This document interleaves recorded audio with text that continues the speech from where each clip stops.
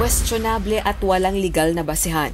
Ganyan ilarawan ni Manila 3rd District Representative Joel Chua, isang House prosecutor para sa impeachment trial ni Vice President Sara Duterte, ang mga kautusan ng Senate Impeachment Court sa Kamara.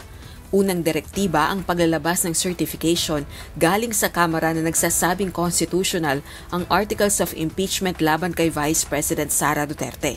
Naihain na ito ng prosekusyon.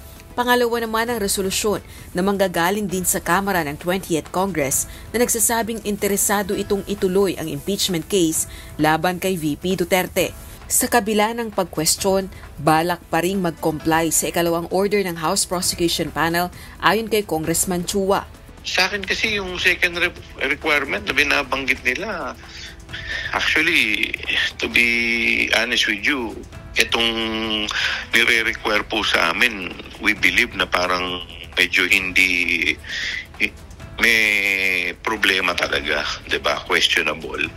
But just the same, the reason why we are complying it, because ayaw naman namin na mapagbintangan kami na we are delaying the hearing. Ayon naman sa tagapagsalita ng Senate Impeachment Court, hinihintay ng Impeachment Court ang compliance ng Kamara ng 20th Congress sa order.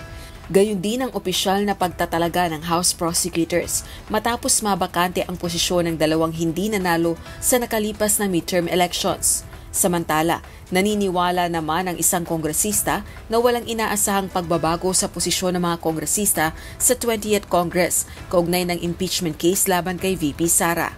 Ayon kay Tingog Party List Representative Jude Asidre, marami pa rin sa mga nailuklok na kongresista ang mga endorser o pumirma sa kasong impeachment laban sa vice-presidente.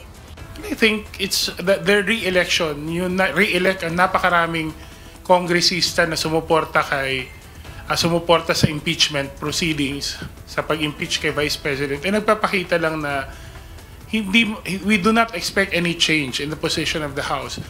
February 5 nang i-impeach ng Kamara si VP Sara sa pamamagitan ng lagda ng 215 kongresista dahil sa umano'y maling paggamit ng confidential funds at pagbabanta sa buhay ng Pangulo, First Lady at House Speaker.